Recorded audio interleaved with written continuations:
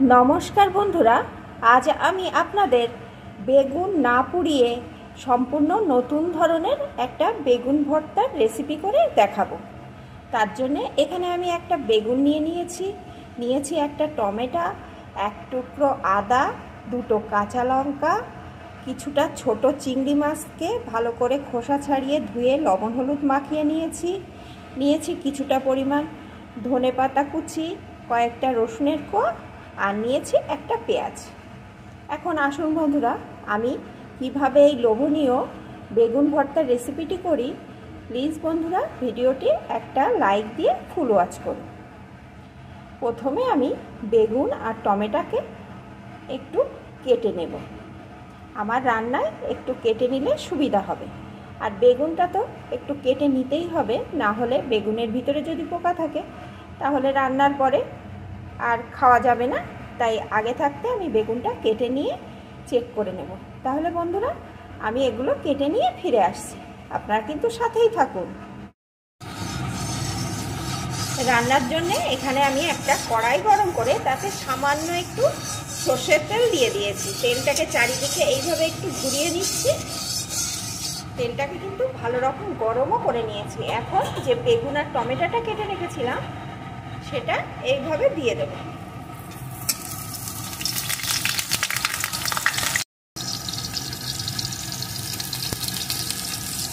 এইভাবে আমি কিন্তু বেগুনটাকে অর্ধেক করে কেটে নিয়েছি, টমেটোটাও অর্ধেক করে কেটে নিয়েছি। এখন এইভাবে কড়ার মধ্যে বসিয়ে দিলাম। রসুনের কোয়াগুলো মাঝখানটায় দিয়ে দিলাম। এখন এর ভিতরে চারপাশ দিয়ে একটু জলও দিয়ে দেবো, সামান্য একটু, খুব বেশি না, একটু জলও দিয়ে দিলাম। এখন একটা ঢাকা চাপা দিয়ে মিডিয়াম টু লো আছে এইভাবে 3-4 মিনিট মতন আমি হতে দেব। মিডিয়াম টু লো আছে 3-4 মিনিট আমি এইভাবে ঢাকা চাপা দিয়ে রেখে দিয়েছিলাম। এখন ঢাকাটা খুলে নেব।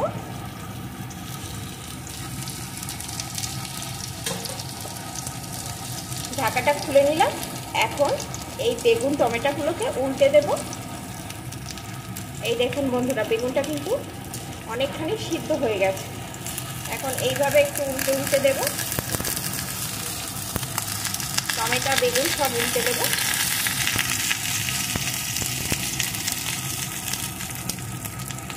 আবারও আমি ঢাকা চাপা দিয়ে 2-3 মিনিট রেখে দেব।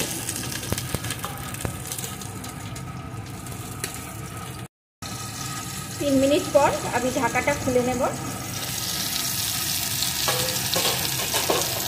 দেখুন বন্ধুরা, বেগুন টমেটো কিন্তু ভালো রকম সিদ্ধ হয়ে গেছে।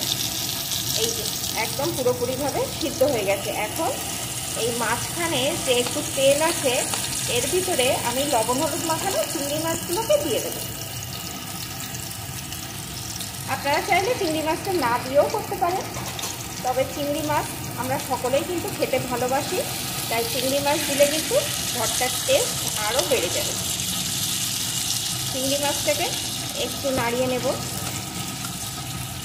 চিংড়ি মাছ কিন্তু খুব বেশি সময় লাগে না ভাজা হতে, জাস্ট সামান্য একটু নাড়িয়ে নিলাম। এখন আমি এর ভিতরে দিয়ে দেব কোচানো আদা। এখন আদাটাও একটু নাড়িয়ে নেব।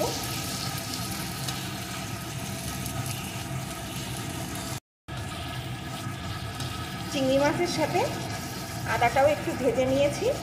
এখন আমি সমস্ত কিছুকে একটা চামচের সাহায্যে ঘেটে ঘেটে দিয়ে দেব।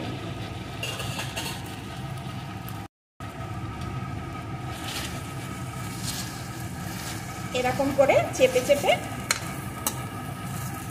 একদম ঘেটে দেবো। আর এই বেগুন থেকে যে খোসাটা বার হবে, টমেটো থেকে যে খোসাটা বার হবে, খোসাটা কিন্তু আমি ফেলে দেব।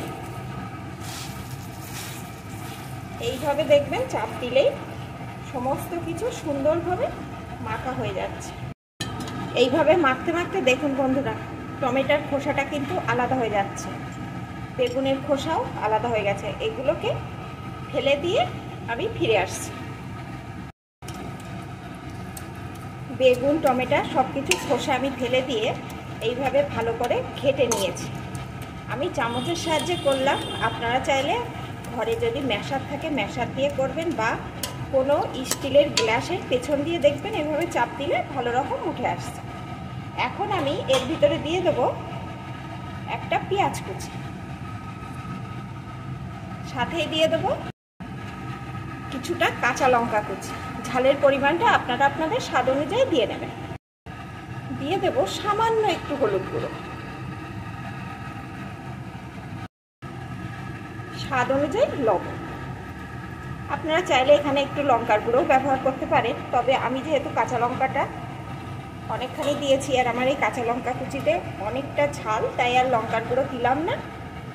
এখন ভালো করে এইভাবে কিছুক্ষণ নাড়িয়ে রান্না করে নেব।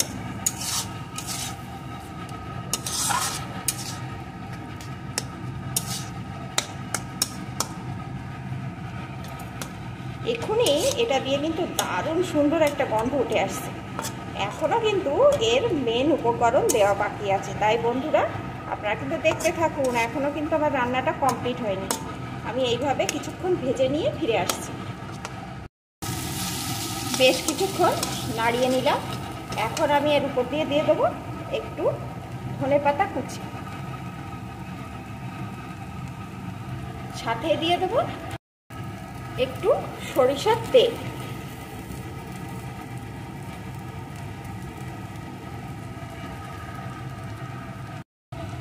একটু মিশিয়ে নেব।